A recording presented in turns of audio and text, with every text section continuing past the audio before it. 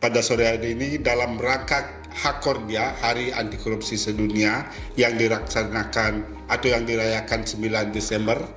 Yang pertama, Ibu Direktur sekaligus sebagai KPA, kemudian Bapak Wakil Direktur 2 sebagai PPK, dan Bapak Ketua SPI Poltekkes Kemenkes Denpasar. Sudah tentu banyak trik-trik dan strategi yang dilakukan bagaimana meminimalisir dan bahkan mencegah terjadinya korupsi di lingkungan kampus. Yang kita tekankan pada saat ini adalah utamanya pada proses pengadaan barang dan jasa. Bapak Ibu bertiga mungkin sudah siap dengan apa yang ingin disampaikan. Yang pertama, kami mungkin ingin mengetahui apa pemahaman korupsi itu sendiri. Mungkin dari Ibu KPA atau Ibu Direktur.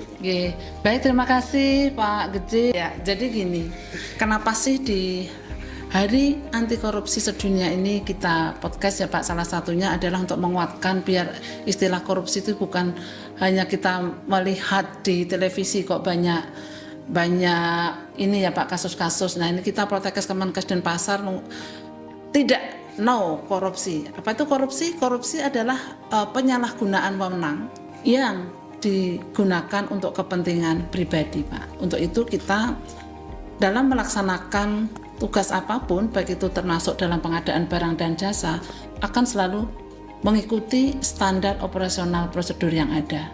Dan ini ada juga di SPI itu. SPI adalah sebagai satuan pengawas internal yang tentu akan mengawasi kita sebagai KPA dan PPK, bagaimana prosedur-prosedur dalam pengadaan barang dan jasa ini bisa sesuai dengan standar yang ada. Gitu Pak. Wah, luar biasa ini penjelasannya, walaupun singkat tetapi pemahamannya cukup bisa kita terima.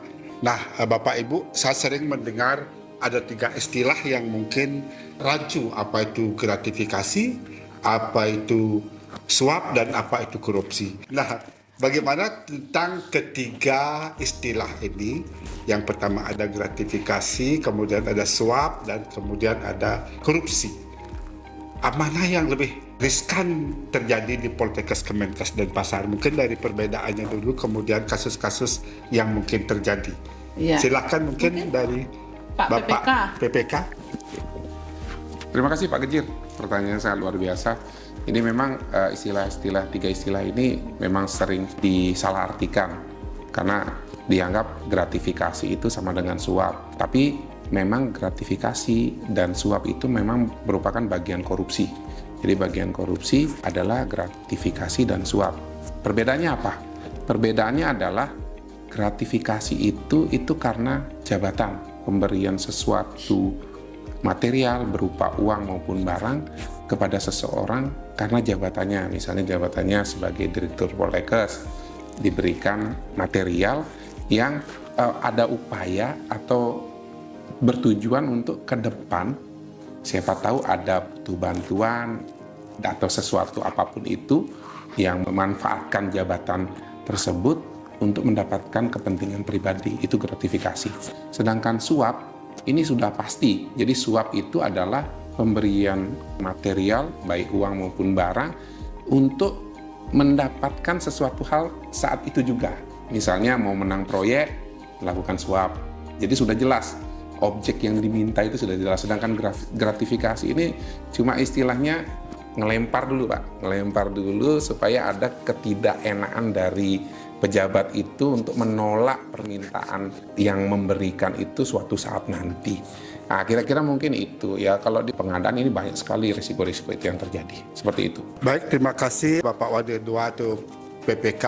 Jadi memang riskan di pengadaan terjadi gratifikasi dan suap, apalagi dan juga termasuk korupsi.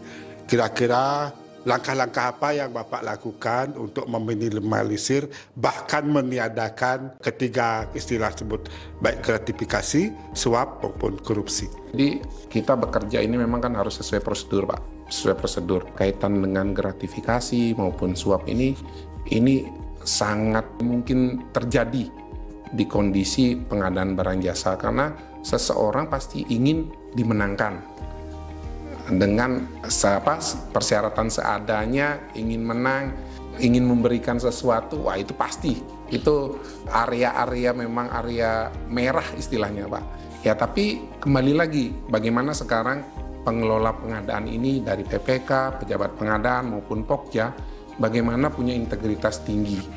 Dan kalau prosesnya dari awal sudah dilakukan dengan berbau korupsi, Pak, itu di pertengahan pun kita tidak akan bisa kontrol dengan baik, Pak. Karena ada ketidakenaan dari pengelola pengadaan itu. Dia sudah ngasih ini, mau marahin, sungkan, dan sebagainya. Nah, itu Pak yang dijaga. Wah, baik sekali, luar biasa. Jadi kalau saya tangkap dari penjelasan Bapak Wadir II selaku PPK, yang pertama ada SOP yang harus dijalankan, yang kedua harus menghilangkan benturan kepentingan, kan begitu ya. Mungkin dalam kegiatan tersebut perlu pengawasan. So, tentu ada SPI dan KPA. Mungkin Bapak Ketua SPI bisa menjelaskan bagaimana proses pengawasan yang dilakukan terhadap pengadaan barang dan jasa. Nah, di dalam perjalanannya ini, semua kegiatan yang dilaksanakan oleh PPK, yaitu mulai dari perencanaan. Kita sudah awasi. Mungkin perencanaan yang di tahun 2025 sekarang juga sudah ada dan sudah melalui sistem, dan tidak ada celah untuk 3 yang disebutkan tadi. Ada korupsi, ada penyuapan, maupun satu lagi gratifikasi. Saya kira tidak ada. Itu yang dapat kami sampaikan, kami dapat amati, dan memang sudah kami lakukan satu review setiap kegiatan itu. Itu kira-kira, Pak. Baik, terima kasih Bapak Ketua SPI, Pak Wayan. Jadi setelah saya amati dari 3 pemberi narasumber ini, dapat saya simpulkan bahwa untuk mencegah gratifikasi, suap, dan korupsi di Poltekkes, Kemenkes, dan Pasar ini pertama dibuat SOP sehingga apa yang harus dilakukan sudah dilakukan oleh tim. Yang kedua, menghilangkan benturan kepentingan, dan yang ketiga ada integritas. Dari ketiga ini menurut saya sudah memenuhi etos kerja anti korupsi. Yang pertama ada jujur, adil, mandiri, tanggung jawab, dan kerja keras. Jadi ada 5 hal yang memang perlu kita tekankan dalam pencegahan korupsi, utamanya dalam proses pengadaan barang dan jasa. Mungkin pertanyaan terakhir khusus untuk PPK, tantangan paling berat dalam pengadaan barang dan jasa utamanya yang terkait dengan gratifikasi, suap, dan korupsi, Pak. Tantangan yang terberat ini adalah sebenarnya kalau dalam sisi pengadaan itu, Pak, kami benar-benar ingin melakukan sesuatu yang terbaik sesuai dengan prosedur. Tapi di dalam pelaksanaannya, Pak, ini tidak sesuai dengan yang kita pelajari. Kadang banyak hal-hal yang di luar itu yang membuat keputusan itu susah, Pak. Ini benar atau salah. Jadi persepsi tentang pengadaan jasa ini yang kadang-kadang berbeda dengan pemeriksa. Ya, itu jadi tantangan tersendiri sehingga kami berupaya kembali lagi integritas dan tanpa kepentingan. Kami menganggap bahwa kami membaca atau mempersepsikan ketentuan seperti ini sepanjang itu tidak merugikan negara, Pak, dan tidak untuk kepentingan pribadi seperti yang disampaikan tadi secara pemahaman tentang korupsi, itu kita akan jalankan. Itu solusinya, Pak. Ketika ada seperti ini gimana ya?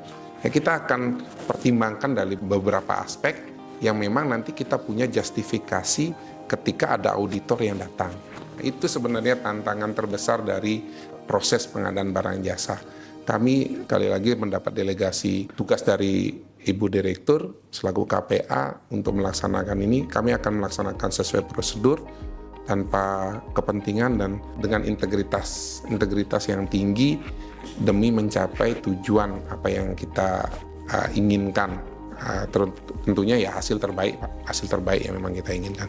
Mungkin itu, Pak. Baik, terima kasih. Luar biasa sekali dari ketiga pemateri atau narasumber yang hadir pada sore hari ini. Saya yakin di Poltekkes, Kemenkes, dan Pasar ini tidak akan terjadi hal-hal yang bersifat gratifikasi, suap, dan korupsi. Hal ini sudah kita buktikan bersama bahwa Poltekkes awalnya menerima WTP, wajar tanpa pengecualian, kemudian juga sudah memperoleh predikat wilayah bebas dari korupsi pada tahun 2019 dan sedang menuju ke WBK WBBM. Hal ini menunjukkan juga bahwa proses penekanan korupsi atau pencegahan korupsi di Poltekkes, Kemenkes, dan Pasar sudah mengikuti unsur-unsur manajemen yang pas. Yang pertama ada planning, ada perencanaan. Jadi seperti yang disampaikan Bapak Ketua SPI tadi, kemudian ada organizing, Jadi siapa-siapa saja yang terlibat dalam proses tersebut, kemudian ada actionnya sudah melakukan edukasi kepada mahasiswa dan juga melakukan pengawasan sebagai wujud controlling. Saya kira demikian, terima kasih. Mungkin Pak, sebelum ditutup kita punya tagline loh Pak. itu baru saya bertanyakan apakah kita punya moto atau tagline terkait bebas dari Ya, korupsi. Poltekkes Kemenkes Denpasar, jujur, berani, konsisten.